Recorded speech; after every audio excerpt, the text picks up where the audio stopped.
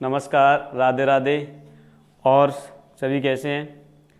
Geography अब online classes में आप सभी छात्रों का हार्दिक अभिनंदन एवं स्वागत है। जैसा कि कल महाशिवरात्रि की संध्या से पहले आज हम ज्योग्राफी के ऑनलाइन प्लेटफॉर्म पर एक बार फिर से शुरुआत करने जा रहे हैं। उसमें आप सभी लोगों का बहुत बहुत हार्दिक अभिनंदन। देखो, हम लोग सबसे पहले बात करें कि ज्योग्राफी के अंदर, और इस ज्योग्राफी में बेसिक रूप से हम लोग दो पार्टों की बात करेंगे, जिसमें से एक पार्ट है जिस पार्ट में हम लोग फोकस रखेंगे वो है आपका वर्ल्ड ज्योग्राफी, यानी कि विश्व भूगोल। अगर हम सबसे पहले बात करें तो फर्स्ट ऑफ ऑल हम लोग इसमें विश्व भूगोल की बात करेंगे।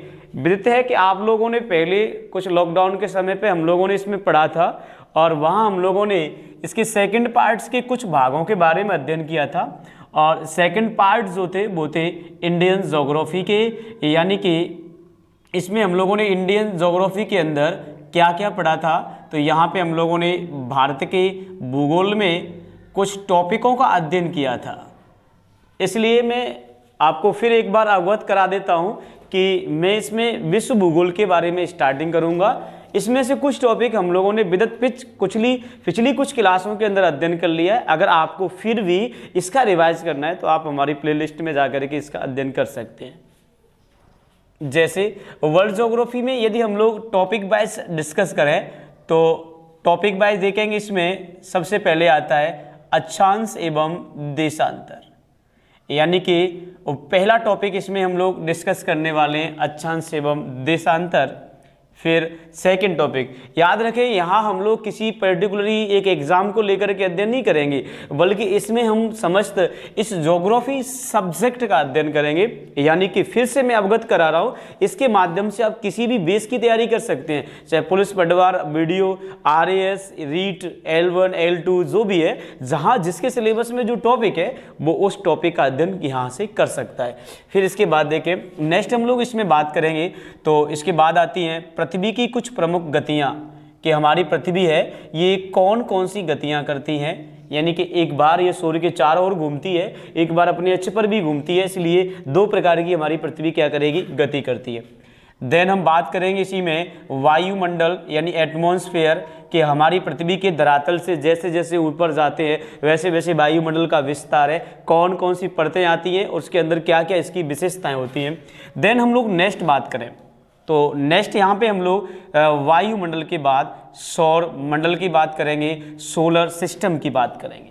इसमें वो सारी चीज़ें पढ़ेंगे जो हमारी पृथ्वी के साथ साथ अन्य पिंडों पर पाई जाती है, या हमारी पृथ्वी जिस पिंड का या जिस ब्रह्मांड के भाग का पार्ट है उसकी बात करेंगे। यानी कि सौर मंडल में ग्रह, उपग्रह, उल्कापिंड, उल्काश, क्षुद्र ग्रह, या फिर उसके अलावा सूर्य ग्रहण, चंद्र ग्रहण जैसी अवधारणाओं के बारे में इसमें डिस्कस किया जाएगा। फिर इसके बाद जैसे हम लोग नेक्स्ट देखें तो इसके बाद आंतरिक भाग की बात करेंगे पृथ्वी की, तो यानी कि फिर हम लोग डिस्कस करेंगे पृथ्वी की आंतरिक संरचना की। किसकी बात करेंगे कि हमारी पृथ्वी है, इस पृथ्वी की आंतरिक संरचना किस प्रकार से बनी हुई है, यानी आंतरिक भाग में पृथ्वी के में किन किन चीज़ों की अधिकता है और किन चीज़ों की कमी पाई जाती है।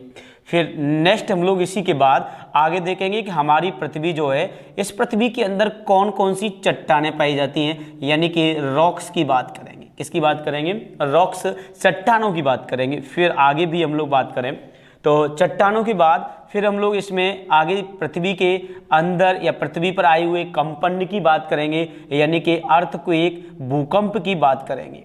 किसकी बात करेंगे, भूकंप या अर्थक्वेक जो होता है इसकी बात करेंगे। और आपको विदित है कि भूकंप के साथ साथ सुनामियाँ भी आती हैं, इसलिए भूकंप के साथ साथ किसको भी पढ़ेंगे, सुनामी को भी पढ़ेंगे। यानी कि जब जल के अंदर उथल पुथल होती है तो ये स्थल की ओर भागता है, उसी प्रक्रिया को सुनामी के नाम से जाना जाता है। सुनामी के बाद में फिर आगे डिस्कस करूँ इसी कहानी में जोड़ते हुए, तो सुनामी के बाद हम लोग पढ़ेंगे ज्वालामुखी। क्या पढ़ेंगे, ज्वालामुखी।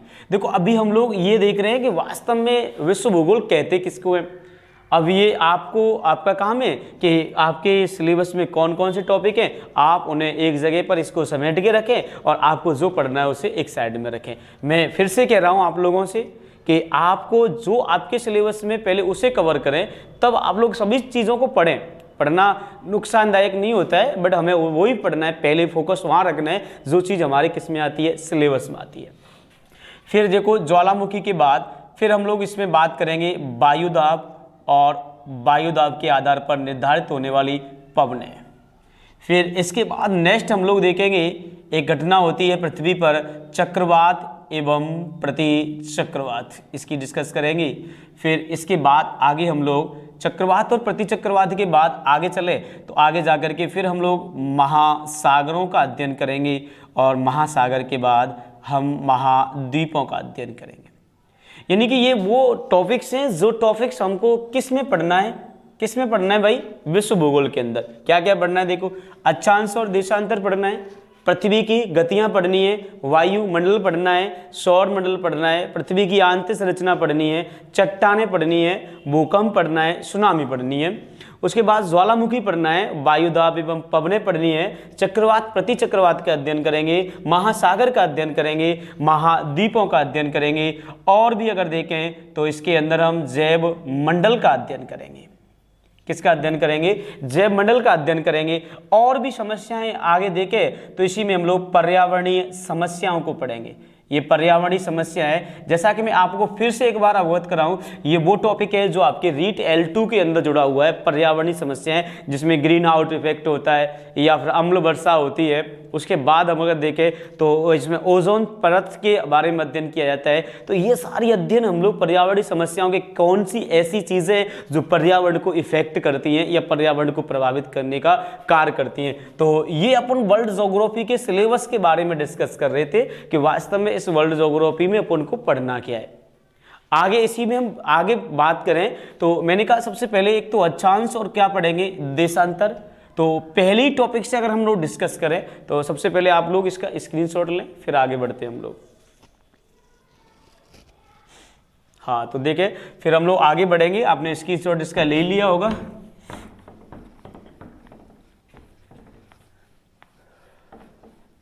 देखो तो पहला इसके अंदर टॉपिक है और फर्स्ट टॉपिक जो है वो टॉपिक आपका कौन सा होगा भाई, तो पहला टॉपिक होगा अक्षांश, यानी कि इसको इंग्लिश में कहते हैं लैटिट्यूड। क्या कहा जाता है, लैटिट्यूड, यानी कि अक्षांश होता है। फर्स्ट ऑफ ऑल ये देखें कि अक्षांश, और दूसरा इसी के साथ होता है देशांतर। दूसरा क्या होगा, देशांतर। देशांतर होता है लॉन्गिट्यूड। क्या होता है, लॉन्गिट्यूड होता है।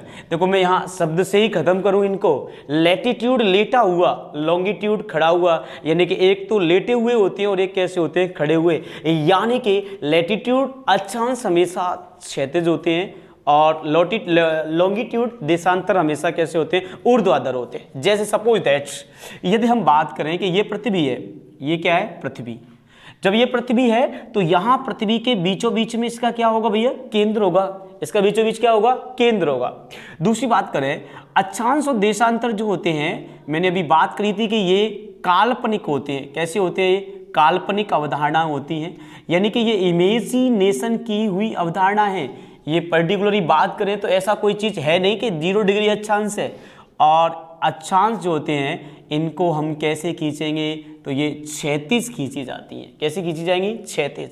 तीसरा पॉइंट देखें, इनका प्रयोग कैसे करेंगे, तो इनका प्रयोग जो किया जाता है वो किसी भी स्थान की अवस्थिति ज्ञात करने के लिए। किसके, अगर हमें किसी स्थान की अवस्थिति ज्ञात करनी है तो अवस्थिति ज्ञात करने के लिए किसका प्रयोग किया जाता है, तो सवाल क्या होगा, अक्षांश का प्रयोग किया जाता है। आगे देखो, अब मैंने क्या कहा, ये क्या है भाई, पृथ्वी का केंद्र है।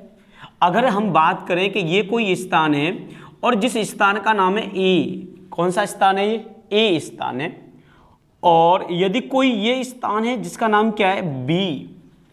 यदि कोई ये स्थान है जो कौन सा है, सी। यदि कोई ये स्थान है, स्थान का नाम क्या है, डी। और इसी प्रकार से कोई ये स्थान है जिसका नाम क्या है, ई। मान लो ये मैंने 5 स्थान लिए जो हमारी पृथ्वी की परिधि पर स्थित हैं और ये सभी स्थान हमारी पृथ्वी के केंद्र के साथ कुछ न कुछ डिग्री का क्या बनाएंगे, कोण बनाएंगे। क्या बनाएंगे, कोण बनाएंगे। जैसे मान लो मैं सपोज दैट स्थान ए का अध्ययन करता हूं कि स्थान ए जो है ये पृथ्वी के साथ कितने डिग्री का कोण बनाएगा, बताओ तो सही एक बार सभी, कितने का बनाएगा? तो ये स्थान ए 0 डिग्री के कोण का क्या करेगा, निर्माण करेगा। तो जब ए स्थान 0 डिग्री का करेगा तो बी स्थान भी कितने का करेगा, तो बी भी अपना 0 डिग्री का कोण बनाएगा। इसका मतलब है ये जो 0 डिग्री आया है वो स्थान ए का कौन सा मान होगा, तो ये अपना कोणीय मान या फिर कोणीय क्या होती है, दूरी होती है। फिर से देखो, ए स्थान के द्वारा ये पृथ्वी का केंद्र है ओ, तो ये पृथ्वी के केंद्र के साथ बनने वाला कोण 0 डिग्री है, यानी कि ओ से ए की कोणीय दूरी या कोणीय मान जो है वो कितनी डिग्री होगा, 0 डिग्री। और उस स्थान का कोणीय मान या कोणीय दूरी जो होती है वही उस स्थान का क्या कहलाती है, अक्षांश कहलाती है। यानी कहने का मतलब क्या है, देखो किसी भी स्थान का पृथ्वी के केंद्र से कोणीय दूरी या कोणीय मान उस स्थान का क्या कहलाता है, अक्षांश कहलाता है। देखो परिभाषा, अक्षांश किसे कहते हैं, पृथ्वी के केंद्र से किसी भी स्थान का कोणीय मान या कोणीय दूरी उस स्थान का अक्षांश कहलाती है। सवाल में अगर हम बात करें हैं एक कड़ी जोड़ के कि कोणीय दूरी जो है, इस कोणीय दूरी को किस में प्रदर्शित किया जाता है, तो आपका आंसर होगा कोणीय दूरी को सर कोण में मापते हैं। किस में मापते हैं, कोण में। तो फिर अक्षांश को भी किस में व्यक्त करेंगे, तो आंसर आएगा अक्षांश को भी किस में लिखा जाता है, डिग्री में, क्योंकि कोण को किस में लिखते हैं, डिग्री में। भाई ये डिग्री है तो डिग्री में व्यक्त करने के कारण अक्षांश को भी डिग्री में व्यक्त किया जाता है। अगली बात देखो, इसी प्रकार से सी के द्वारा भी कोण बनेगा, इसी प्रकार से डी भी कोण बनाएगा और इसी प्रकार से ई बनाएगा। ई कितनी डिग्री का है, 90 का। यदि डी के द्वारा 23.5 डिग्री का बन रहा है तो सी के द्वारा भी 23.5 डिग्री का ही बनेगा। यानी पर्टिकुलरली समझना क्या है, समझने वाली जो बात है वो ये है कि किसी भी स्थान के द्वारा जो परिधि पर स्थित है, केंद्र के साथ जितने डिग्री का कोण बनेगा वो उतनी ही डिग्री अक्षांश पर स्थित है। बात यहाँ समझनी है बस।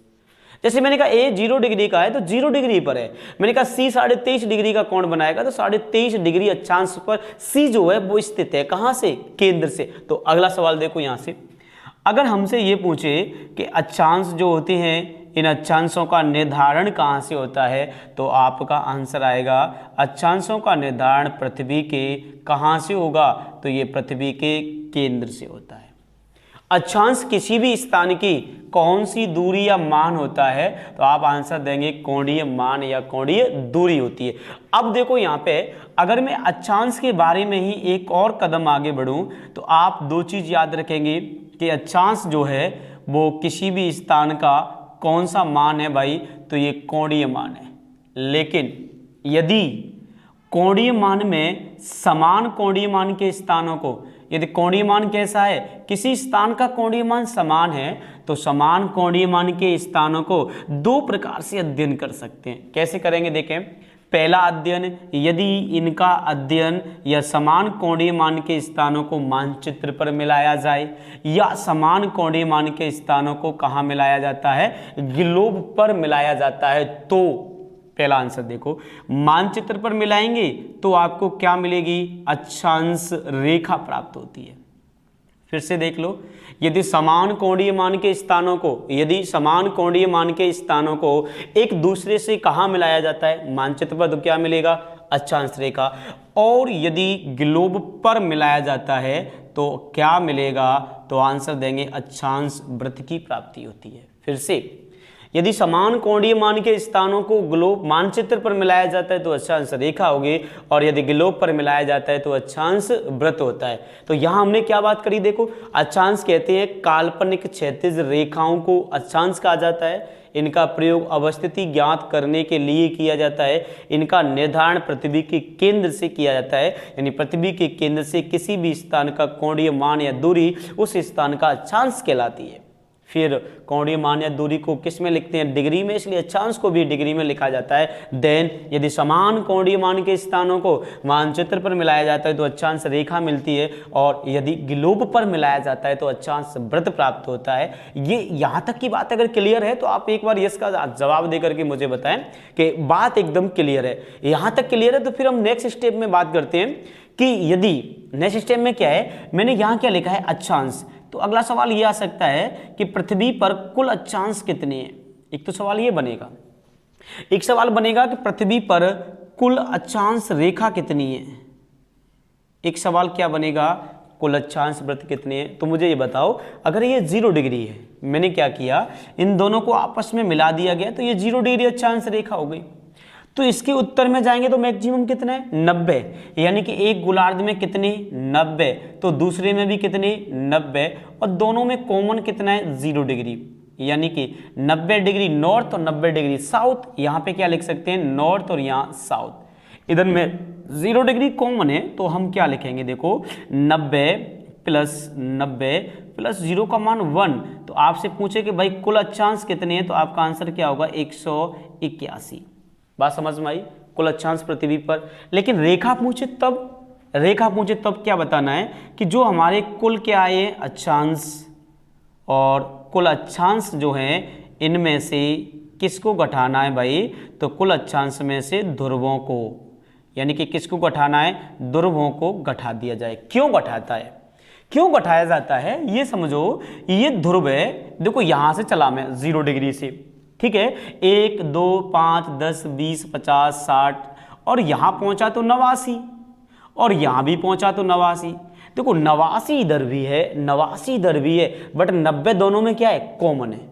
और जब कॉमन है तो हम कह सकते हैं ध्रुव जो होते हैं वो अपने आप में एक बिंदु होता है, और एक बिंदु से कभी भी किसका निर्धारण नहीं होता है। मैथ में पढ़ाया कि नहीं पढ़ाया, मैथ बताता है कि नहीं बताता है कि कभी भी एक बिंदु से रेखा नहीं बनती है, रेखा के लिए कम से कम 2 बिंदु चाहिए। तो इसका मतलब क्या होगा, इसका मतलब है कि ध्रुव एक बिंदु होती है, इसलिए रेखा नहीं बन सकती। तो मेरे पास 181 माइनस 2 इक्वल टू 179।